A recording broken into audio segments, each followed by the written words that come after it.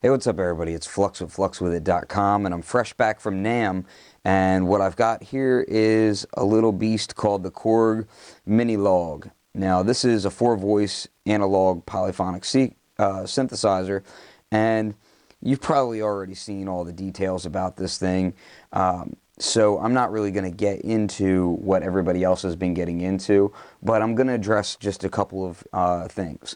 First thing I'm going to say about this thing is people are asking me what my opinion is should they get it, is it cool?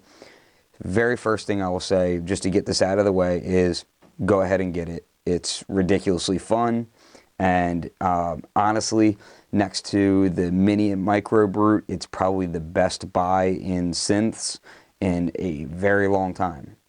The reason why I say that is, first off, the layout and design of this thing is fantastic. It's just immediately playable. It's the knobs actually feel good. The toggle switches feel great. Filter knob feels very nice. It's all actually laid out just in a very inviting and playable way. The little oscilloscope on here is actually surprisingly nice, and it's actually pretty darn accurate looking too. It's fairly high resolution for how small it is. So another thing I want to say about this thing is I had a lot of people saying that they feel like this thing lacks character and they feel like it's homogenized and this and that, and I thoroughly disagree, and the reasons why I disagree I'm going to cover now. So I'm going to start with the oscillator section, okay? And the oscillators on a lot of budget synthesizers, or especially polyphonic synthesizers and the like, are going to be DCO, and you would think that they're going to track so well to each other that they're not going to have any life, and the oscillators, even being analog oscillators, aren't going to sound very analog. That's not the case here, and let me just show you that. So this is one sawtooth, okay, and let's bring in the second. Now, what I want you to realize here is both sawtooth oscillators are evenly tuned right now, and yet they still have a slight drift in them. They're slightly off tune from each other, ever so slightly. And as I move up the keyboard,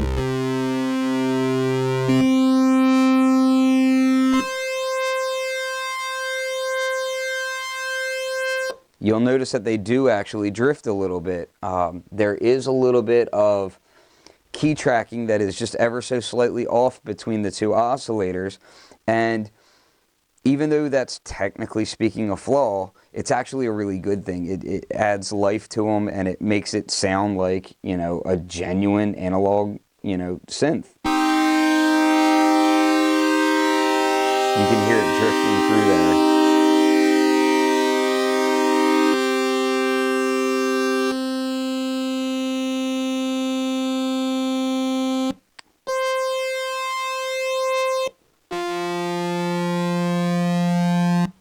The other thing that I like about the oscillators is the shape.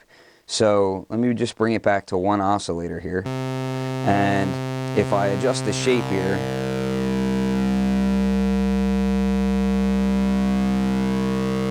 you can get some really cool oscillator shapes out of this thing. So now if I bring in the second, and I'm going to kind of do a similar shape, or even go opposite to it.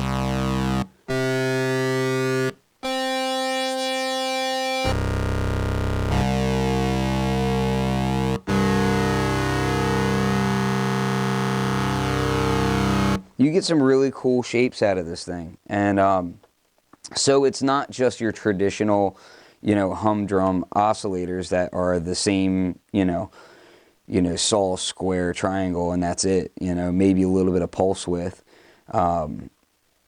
just to appease Nick. But this is actually like, you're actually getting cool shapes out of this.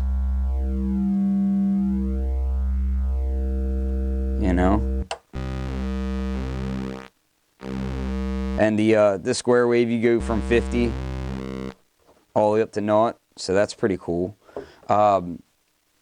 So I really like that, and then you add in things like the fact that you have ring modulation, so we can kind of, and then of course you have individual pitch on each one, and then you have your cross modulation and your sync.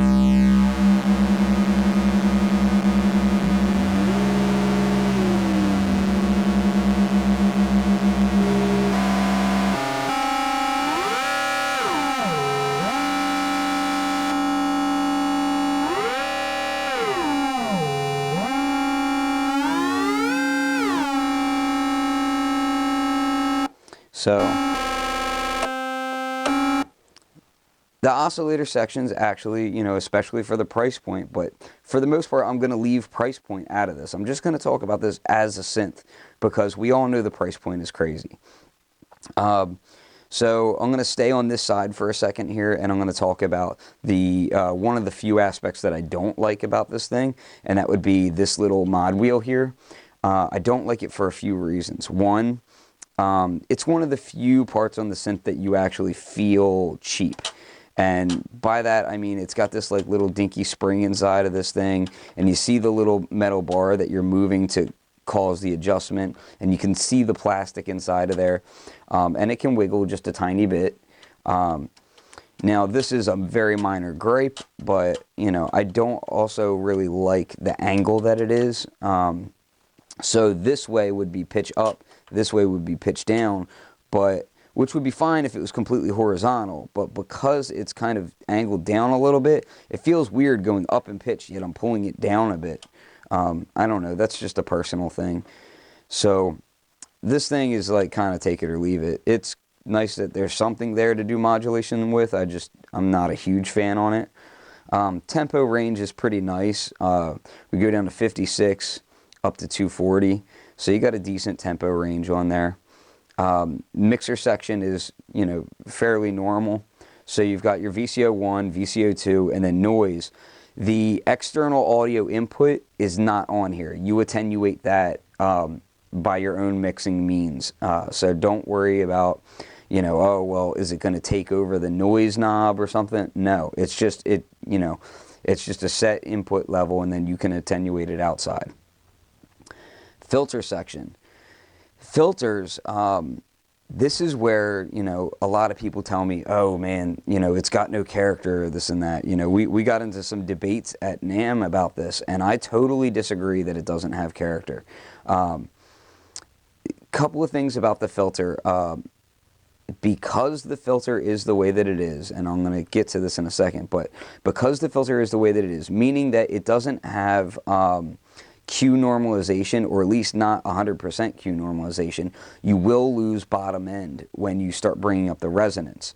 Because of that, I will say that I do not think of this as a, this doesn't come to mind when I think of a bass synthesizer at all.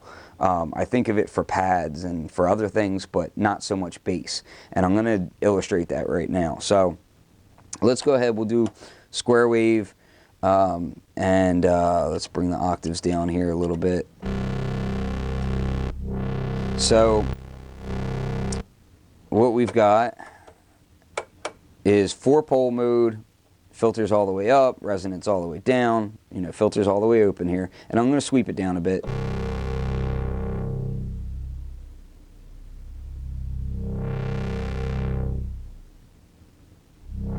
Now that sounds good and all, but let's do it with some resonance too. I'm going to bring the filter down a bit. So we got some bass here, but we're going to pull up the resonance and watch what happens. Hear how the bass just kind of left? And then we'll bring this thing up and let it start to resonate.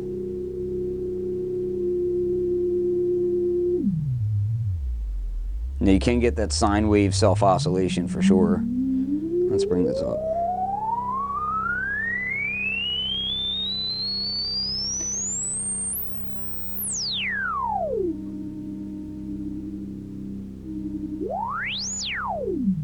Now what I will say is, for one, I'm going to put this in 2-pole mode. I tend to be more of a fan of it in 2-pole mode. Couple of things I'll say about that is that when you're sweeping the filter on here, and yeah, you're going to lose a little bit of that bass end, but that's not necessarily a bad thing when you've got like a pad going on and you know, there's too much sound going on all at once. That's also the same with something like the Moog Workstat. Also doesn't have Q normalization on it, so you lose the bass on that as well. It's, you know, it doesn't really bother me. It's a character of this particular filter, and you use it for what it's good at and don't use it for what it's not good at. So let's listen to it in 2-pole mode.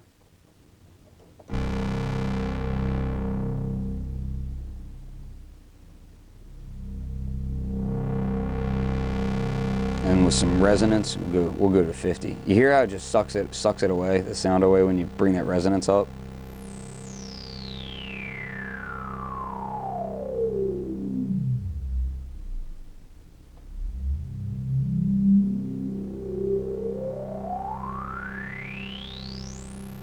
But I have to say, I actually really like the sound of the resonance. It has this kind of spacey vibe to it, and you really pull that out when you start using the delay along with it. It gets really spacey, and it's real easy to just kind of lose yourself in it. So, and of course you have your envelope generator amount. So let's just set the envelope generator else down here, and we'll do some funky stuff with it.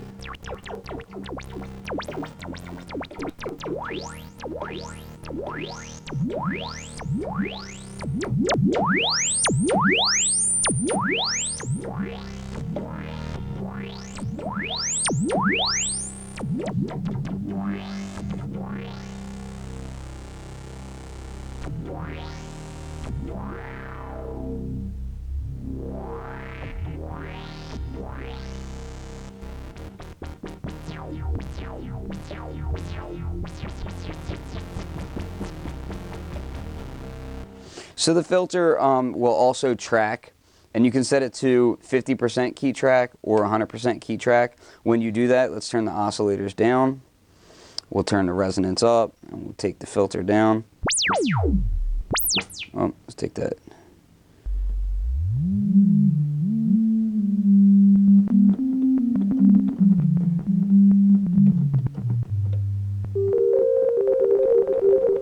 So it does track your self-oscillating filter as well, so you can get that sine wave, which is really nice. Now, that brings up another point that a lot of people have been talking about, and that is the whole key click thing. And I don't know if you've been following this or not, but a lot of people are complaining, well, not a lot, a few people I should say, are complaining about key click on this synth. And what I'll say in relation to that, it seems to me like it's varying per unit. Or per person and their personal setup maybe, and also whether or not it bothers you is kind of up to you. To me, I had to look for it. I had to really look for it, and it felt kind of like, to me, it really felt like expected operation, to be perfectly honest with you. Some synths have more key click than others. And I believe it has a lot to do with the snappy envelopes on here. Now, if I drop my attack and my release all the way down, and we're just using the self-oscillating filter here so that you can really hear it. You can hear that clicking in there, right? What I've been finding is, of course, as with just about any analog synth, if you bring the attack and release up a bit, you no longer hear that click. And it's really not even affecting the sound of the patch, because I have the attack is still so low that it's not affecting the sound of the patch aside from removing the click.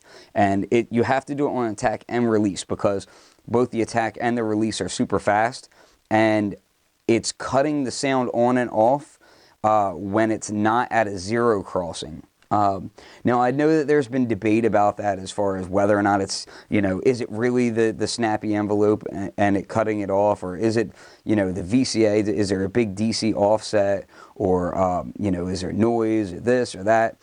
My personal opinion is, and, you know, basically if you look at the oscilloscope, you can actually see the oscilloscope jump up or down just a little tiny bit, and it'll show you that, you know, you're not at zero. So to me, it only makes sense that that it would click if you're not at 0. So, and again, you can easily get rid of that click. It's not really an issue. Does not bother me even in the slightest. And like I said, I'm a synth nerd, so I had to actually search out the click and all the different ways that I could get it to do it. This self-oscillating filter setup is one of the most noticeable ways to make it happen. So by getting rid of it when it's doing this, it kind of tells you how little of an issue it actually is. Now, let's go on to the filter envelopes on here, you know, pretty much the same as the amp envelope. They're nice and they can be very fast. I wish that we had looping envelopes on here too. That would have been really great. I would have really liked that. But you do have your LFO, and you can send your LFO to modulate your filter, which is cool. And you can modulate the shape and the pitch as well. Then you've got your envelope generator mod, so you can actually modify the rate of the LFO in that way as well. And let's actually do it like this.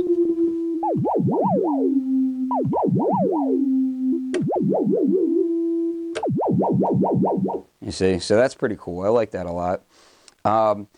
Moving on to the delay section. Delay section's cool for a few different reasons. Main reason that I really like it, or at least one of the main reasons, is when I see a polysynth, I want a high-pass filter. This has a high-pass filter. That's awesome. So it has a high-pass filter, and you don't have to really even have the delay running in order to use it. So let's go ahead and set up. We'll set this kind of more back to. And then if we want, what we can do is we can go post filter, all right, and let me turn the feedback all the way down. So we have a high pass filter.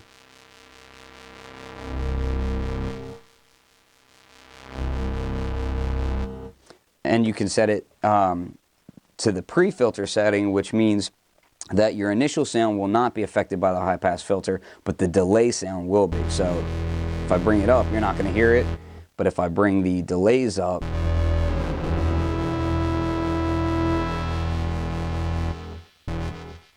you can hear how the high pass is only on the delays, which is a good thing. So delay section is really cool. You can get some really funky sounds out of it. We'll scroll through a patch here and see if we can find something.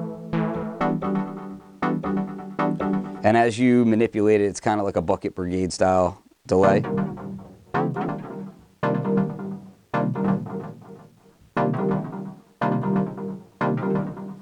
I do wish delay time could be modulated, but then again, you know, as much as I said we're not going to talk about price point, but size, compactness of this synth, it's not really expected that you would have every single modulation possible.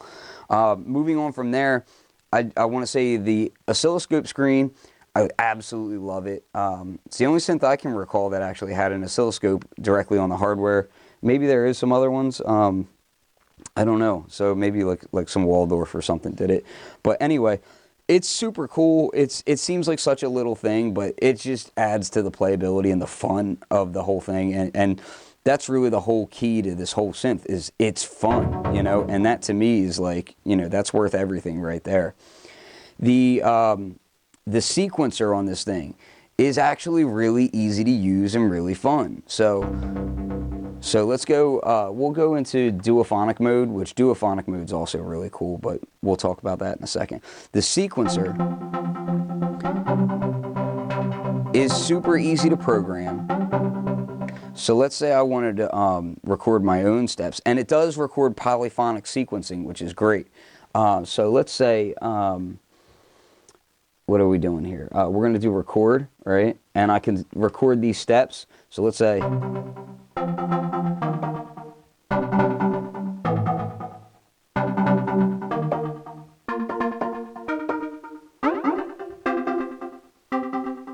so now we've got that sequence in there, and it's got a little screw up in it, and I don't even care.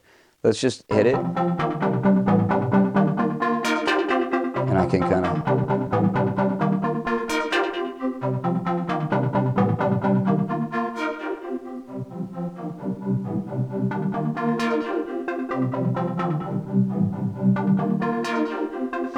And in this sequencer, you can do lots of cool stuff. Like you can add swing to it. You can change the gate times. You can really dive into it a good bit. And you also have 4 modulations that you can change per step. So let's say, for instance, if I hit play and record and I start messing with the filter.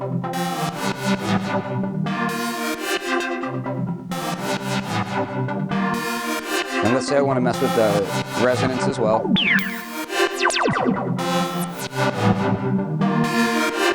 And now I'm going to modulate the time of the delay. And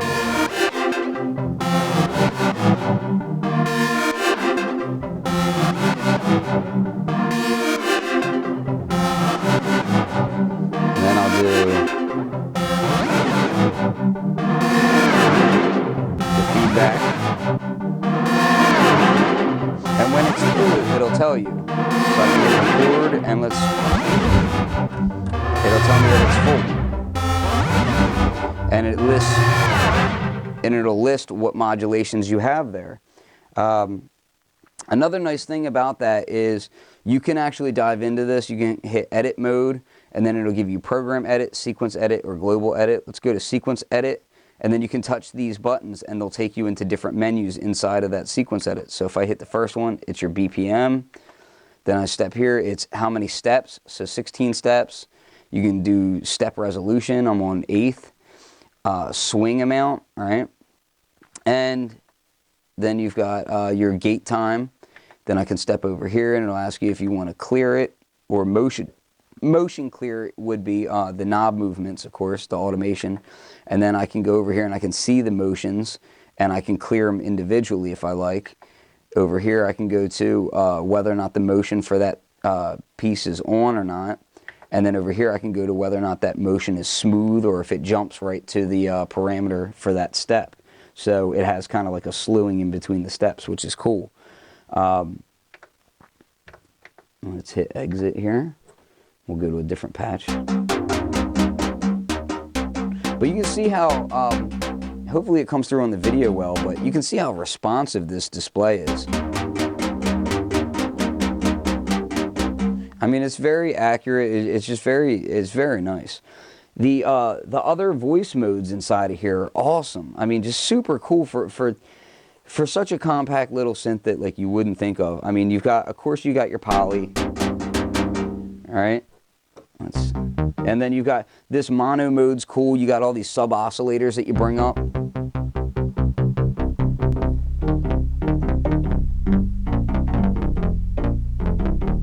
So you can get funky bass out of it and all that. Now, like I said, I mean, in my opinion, you know, sure, the Sub Fatty is a bit more of a dedicated bass machine than this, so I wouldn't try to compare it to something like that. But I would say that, you know, as like a first synth or something like that, you're going to have a lot of fun and be able to get some really great sounds out of it. Definitely does not sound like a plug-in to me. It has that, that character of an actual analog synth, which is awesome. Chord mode's cool for those of us who maybe don't play chords so great or just want to have fun changing different chords with the knob and recording that.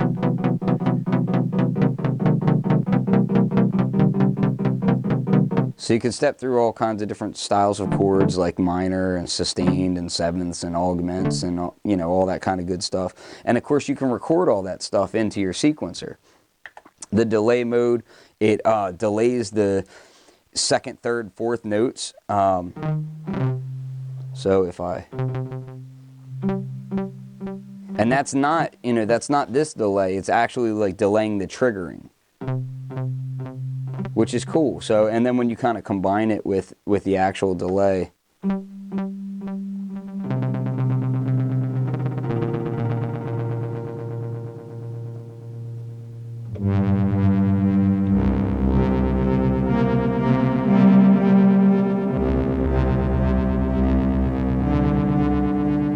so that's awesome. And then you got an ARP, you know.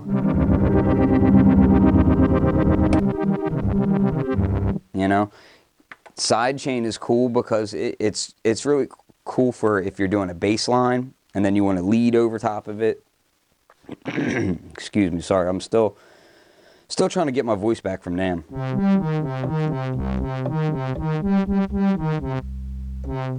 And it'll vary how it reacts depending on your release on your envelope here.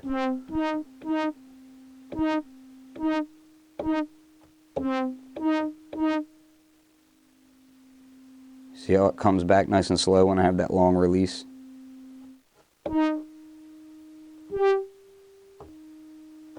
And short when you have a short release, so that's cool. Duophonic is, you know, you get two voices stacked, so it's unison but split into two voices, and you can detune really nicely.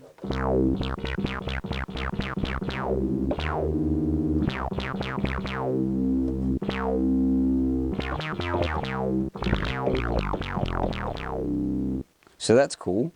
And then unison.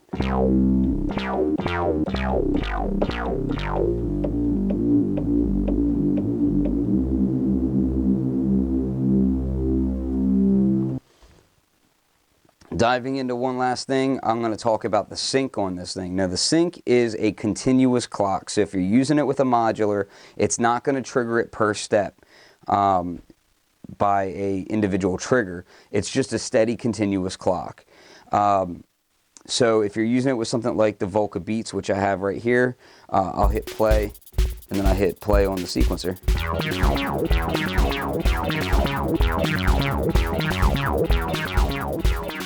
You can hear that they're in time, and I can adjust. Let's change that patch.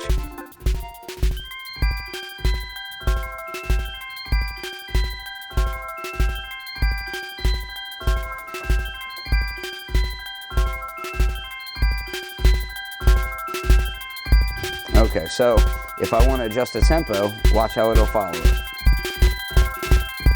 No problem.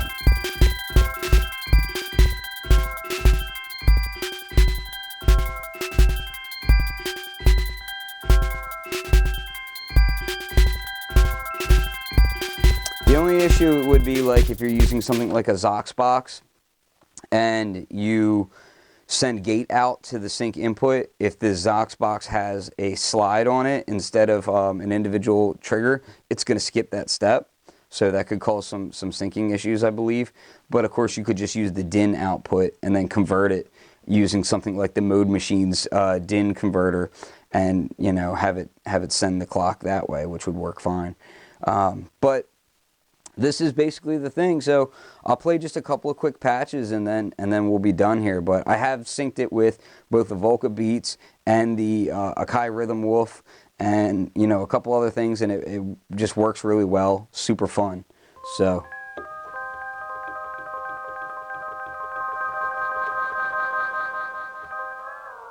the other thing I will say about that delay,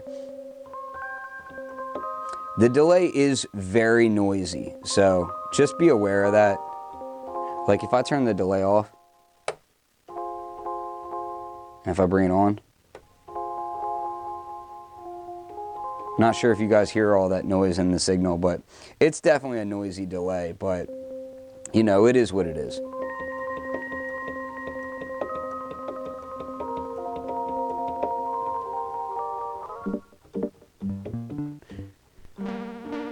I will say that some of the sound design in this thing is actually really cool.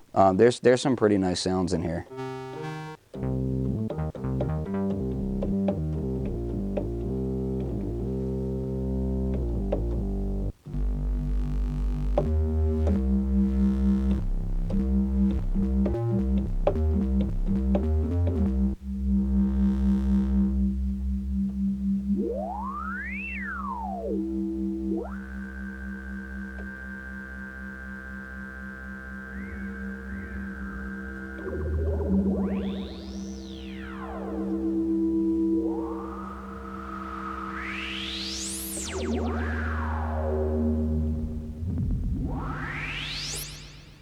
So, very cool synth. I highly recommend it. If you're in the market for like a cheap polyphonic analog synthesizer that you're just going to have a ton of fun programming, my opinion, Minilogue is like a can't miss. It's just, get that daggone thing, man. It's cool. This is Flux of Fluxwithit.com. Peace.